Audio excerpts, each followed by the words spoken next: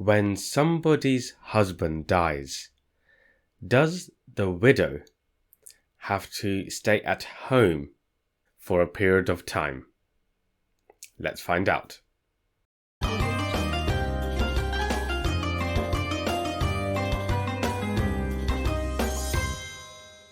Assalamu alaikum. Welcome to another video on the Qur'an study channel. I'm Munib Ali. So as you know, we have been doing a number of study sessions looking at what the Qur'an says about women and their rights. We are looking at some of the biggest misconceptions about women in Islam. And we've already done study sessions looking into these particular topics which are in green. Like, can a man hit his wife? Does the husband have higher authority than his wife? Can a woman work? Can a man marry a 6-year-old girl? And today we are looking at, and we're going to be studying this. Are women prohibited from going outside their homes when they are widowed? And the word which is commonly used by Muslims is Iddah, the period of time during which a widow is not allowed to go outside her home. Now, before we get started, don't forget we have all of the other study sessions recorded and available on our YouTube channel. So please do go over to the channel and have a look at these very important topics and what the Qur'an says about them. And while you're there, please do click on subscribe, because we are launching new videos studying the Qur'an every week.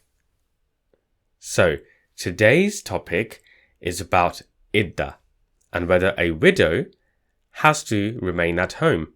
Now, before we get into what the Qur'an says, here's what I'm talking about in case you are not sure. This is a public fatwa given on a website for a very well-known mosque, which I'm not going to mention. The question was about what a widow should be doing when she loses her husband, and about Iddah. And the fatwa was this: the Iddah waiting period for a non-pregnant woman whose husband passes away is 4 months and 10 days. The Iddah for a pregnant woman is until delivery. And this is the important bit. A woman in her Iddah must remain at home throughout the entire period. However, in the case of a dire necessity, example, a woman whose husband has passed away does not have sufficient means to support herself during that period and needs to earn, then it will be permissible for her to leave the house during the day for the shortest possible time in which the need can be fulfilled, and thereafter return home. Okay, so this is what many people follow. Many people I know who have become widows have followed this to the letter, and they have stayed at home, regardless of how difficult that was for them. Now, before we get into what the Qur'an says, let's not forget this very important rule. In the Qur'an, Allah directly warns us against and prohibits us from making unlawful that which He has not prohibited Himself. In Quran chapter 16 verse 116. Go and have a look. It's a strong warning. Okay? So, keep that in mind, and let's just look at this word Iddah. Now, Iddah is an Arabic word, and it means a prescribed period, or a count, a number of something. Okay? It's important to know that in the Qur'an, Allah has used the word Iddah when it comes to divorced women. And I've given some references here which we should look at. Now, we're going to be studying what the rights and what the activities of a divorced woman should be in a separate study session. So we're not going to be looking at it in detail today. But bear in mind that Allah has used the word Iddah when it comes to divorced women. And interestingly, and we will see this in a moment, Allah has not used the word Iddah when it comes to widows.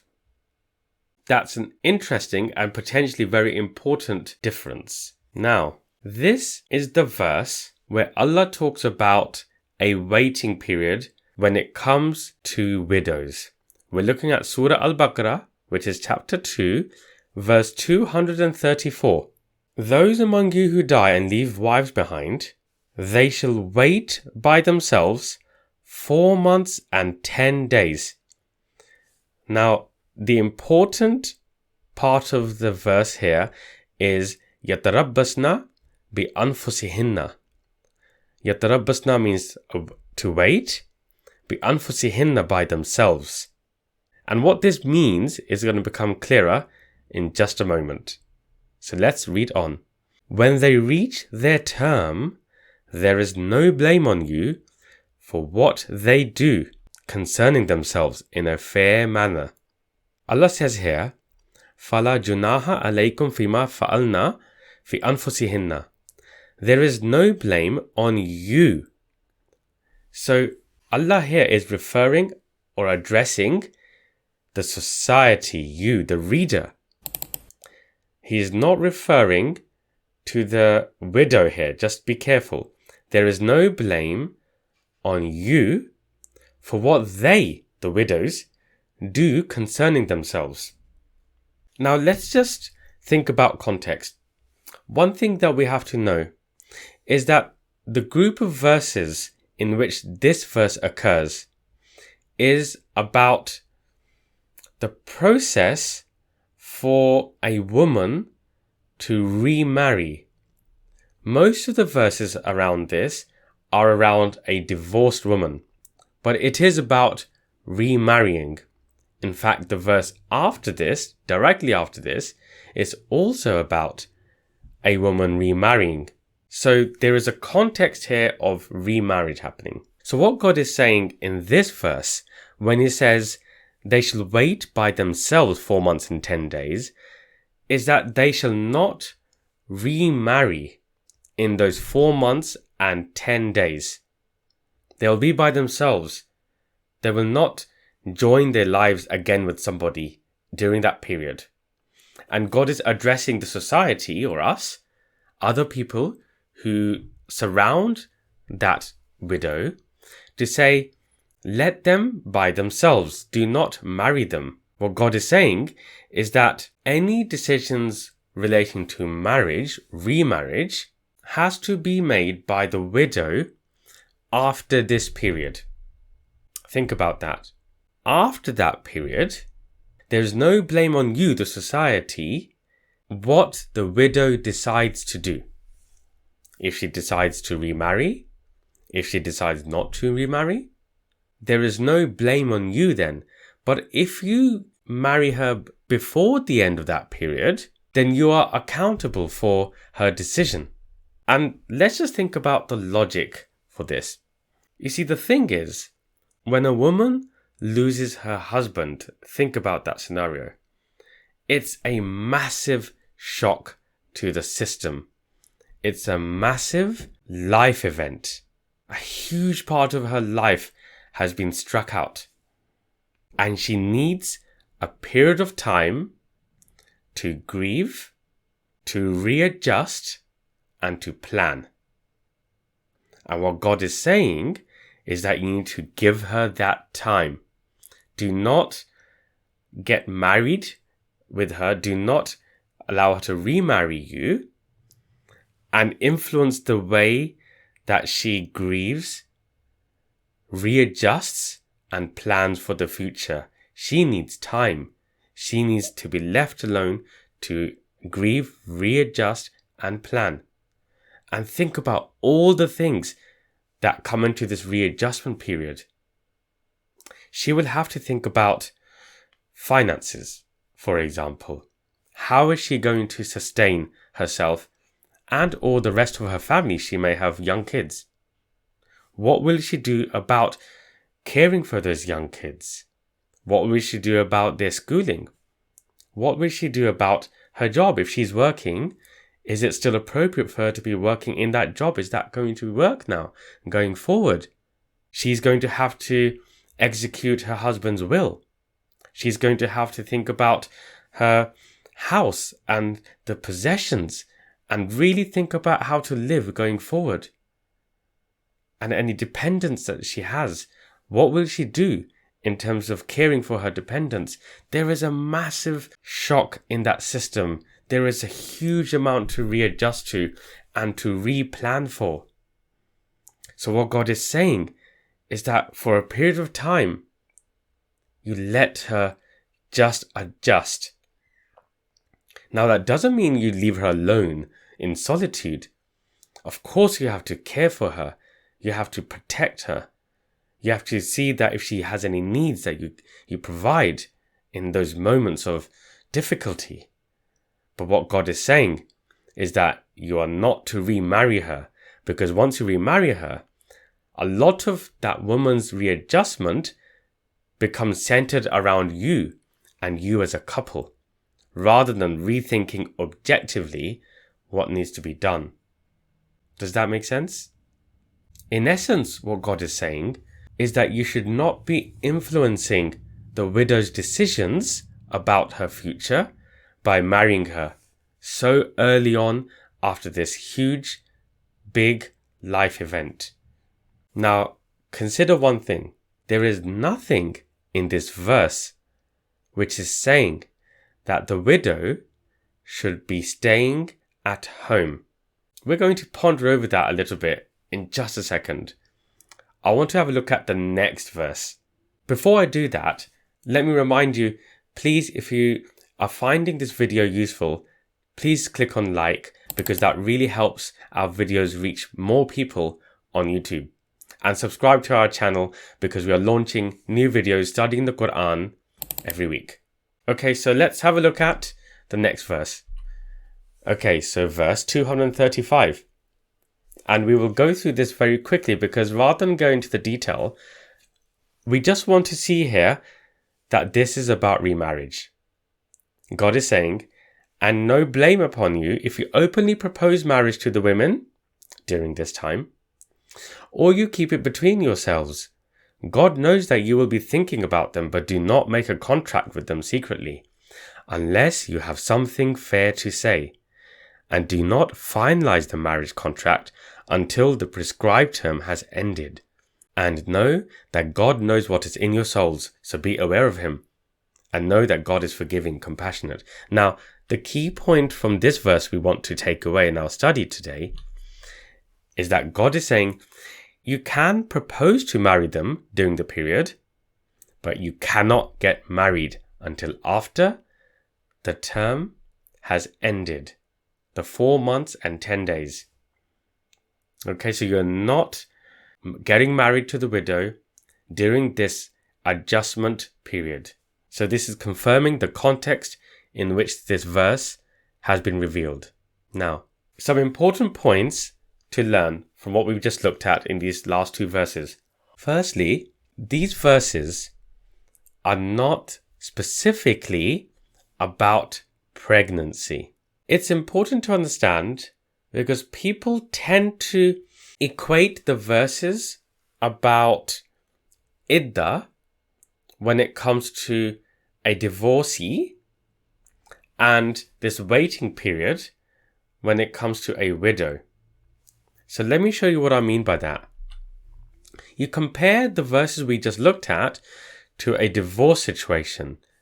Now, I'm not going to go through each of these verses, but what we need to know here is that when it comes to a divorce situation, there is a waiting period called Iddah, and this waiting period is about the period that the woman, the divorcee, has to wait before she can remarry.